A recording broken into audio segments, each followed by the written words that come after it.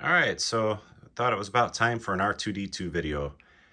And I have these arranged according to which version of the figure they are and what factory they were made in. Originally, we'll zoom in a little bit here. These ones here are the original ones made. These are what collectors call the solid dome that came out first during the Star Wars era. That was later replaced by the sensor scope version, which came out for the Empire Strikes Back era. And then during the Power of the Force era, 1985, they replaced the sensor scope with the pop-up lightsaber. So let's start down here with the solid domes. And these first four are all from Hong Kong factories. We have the first one is Cater Factory, Unitoy, Unitoy, and then Smile. If you look at the red eye right here, you can see the Cater is a bigger, different color red eye than the two Unitoys, which is really small, and then Smile is a different shade of red. It's a little bit bigger, more noticeable. You can also see differences in the decal and the paint on the decal, the blue. So Cater and Smile have a little bit brighter, lighter blue than the two Unitoys. Gonna get a shot of the dome.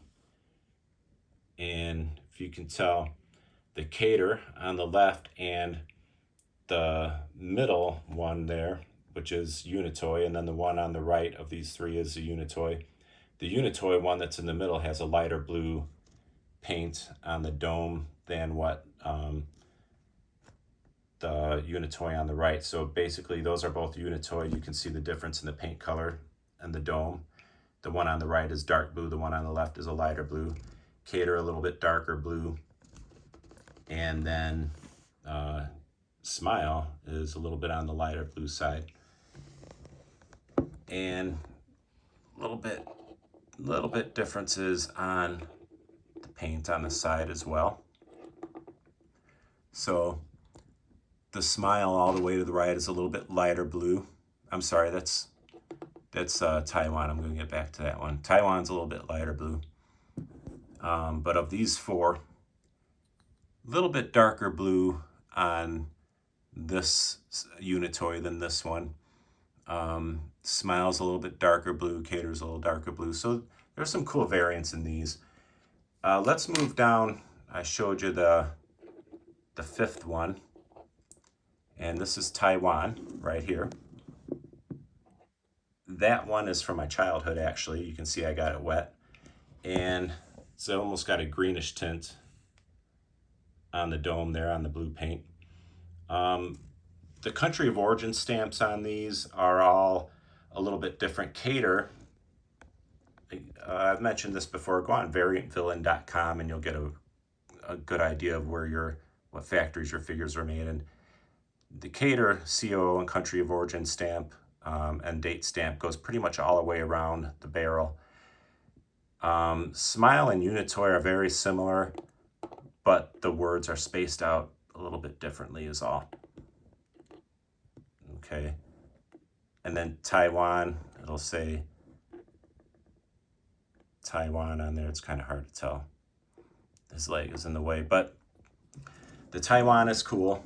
It's that, again, that one's from my childhood. You can see I got it wet at one point, but you look at the decal, it's got the dark blue on the decal.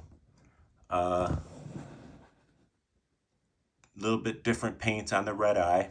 And like I said, the blue paint on the dome is a greenish tint to it. But Taiwan always makes really cool variants. So those are the ones I have that were made for the US market, those five. So Cater, Unitoy, Unitoy, Smile, and then Taiwan, which Taiwan was a factory called Universal Manufacturers. So let's move on down here. So this one that's painted, that is made by the Spanish company PAC. And in PAC, in their early days, they put the word PAC on the front of the cards. And at that point, they were not doing any injection molding in Spain. They were importing the parts from the Hong Kong factories and painting them and assembling them in Spain and then putting them on PAC cards. Later on, by the Return of the Jedi era, they started doing the injection molding in Spain. And so those country of origins went during the PvP era would have no country of origin. This one is actually a Cater factory mold. And they assembled it, painted it in Spain. You can see that red eye, a little bit different paint around the red eye. I'm assuming the paint on the dome, the silver part, just wore off, or it just wasn't painted very well. And if you can tell, compared to that's the Taiwan on the left, a little bit blotchier paint, a little bit bumpy on the paint. So they painted them themselves in Spain. The sticker has a little bit of damage to it. So let me turn it around. You can see. So I don't know if that's why it's crooked or if Pac put the sticker on a little bit crooked. It's definitely been played with, but it's one of my favorite figures. So Pac, again, they imported the parts and painted them and assembled them themselves. One thing I'll say about buying a Pac figure is make sure it's from a reputable seller. I would recommend going on the Facebook groups like Jabba's Variant Hunters or one of the Echo Base. You're going to find good, reliable sellers on there that know the difference between Pac and Kenner, because some of them it's really hard to tell. I bought a couple that on eBay from US sellers, and even one from the UK that I didn't pay a lot for, but they suspected it was Pac, but it wasn't. So it can be hard to tell. So if you're going to buy a Pac figure, I recommend getting it from a reliable seller. And like I said, one of the Echo Base variants groups on Facebook or Jabba's Variant Hunters are really good sources to find some good sellers. So that's the Pac figure. Next, we're going to go to this one. This is Lily Ledy from Mexico. Lily Ledy had the license to produce figures in Mexico for the Mexican market. This particular one does have a Hong Kong COO, but this one is different because this is an overstock figure. So when Lily Ledy closed its doors, at one point they had a bunch of overstock figures, and they allowed the employees to just take parts and put them together. You'll see on one of my other videos I have a few overstock figures from Ledy that are parts from different figures that they kind of made a Frankenstein figure of. This one you can see is completely unpainted and no sticker. It is painted on the side right there, and no washer in there. It's got the flathead screw. The head does not click. All the other ones, when you turn the head, it makes a clicking sound. That one doesn't. So these are pretty rare. This is the only one I've ever seen for a Lily Ledy overstock R2D2, but super cool, unpainted, no sticker. They, like I said, they allowed the employees to just take the parts and put them together. They gave them away to local kids, local schools and stuff. This one, one of the employees just put it together unpainted and unfinished, but I'm glad they did. So that's Lily Ledy. Again, they had the license to make the figures for the Mexican market. Very cool stuff. This is all that's left of my childhood play set for the Droid Factory, which came out early on. I believe it came out during the Star Wars era. And it had an R2D2 that you could put together, and it also had the third leg in the middle. I don't have anything from that set except this, so I put that in there. But it was a pretty cool set. So next we have the sensor scopes. These came out during the Empire Strikes Back era. The first two on the left are Unitoy. The third one is Smile Factory. And not a huge difference with these, a little bit with the red eye in the middle. A little bit different shades of blue on the decal, but nothing real drastic. There it is from the side. This one on the right, a little bit lighter paint on the leg. And like I said, the sensor scope came out and it replaced the solid dome. And that lasted through the Return of the Jedi era. And then in 1985, for the Power of the Force era, they came out with the pop-up lightsaber. And these were all made in the Smile Factory. And this one's a little bit of a beater. I got a good deal on it. You can see it's got half a lightsaber in there. The lightsaber comes out. When you turn his head, it'll pop up. And not major differences on these. They were all made in the same factory.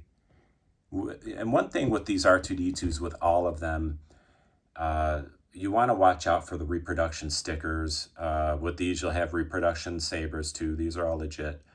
But a sticker should have a little bit of discoloration to it. If you see it's pure white, in all likelihood, it's probably a reproduction sticker.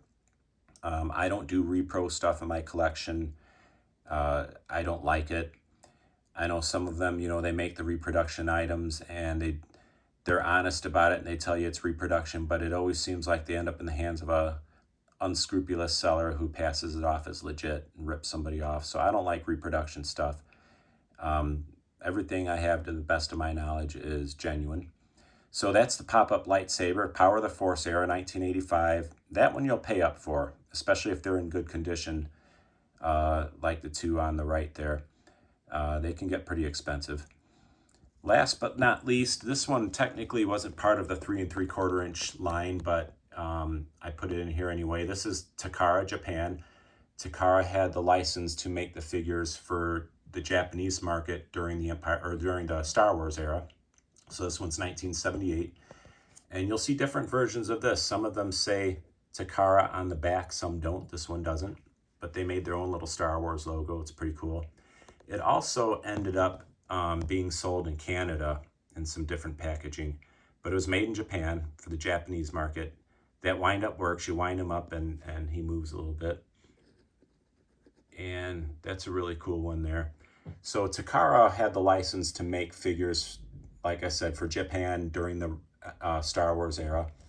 A company called Popey, you can see that Luke down there next to the box with the Japanese writing on it. Popey took Kenner figures and sold them in those boxes. And then they only made them for the Empire Strikes Back era, or released them. And then Sakuda had the license during the Return of the Jedi era. And they just took regular carded Kenner figures and put their own sticker on. But Takara actually made a lot of their own figures too. They made different sizes. I do have a video of my Takara figures too. So that's my R2D2 collection. And like I said, there's some really cool variants on these. Way more than what I have here. Let's straighten these out again. Get one final shot. Thank you for watching. If you like these videos, please go ahead and subscribe and go ahead and binge. I have a lot of cool videos on here now. I also have some workout videos. I'm a personal trainer, so I do have some exercise videos on here too that I'll be making more of. But thank you for watching my R2D2 video, and tune in again for some more later. Thank you.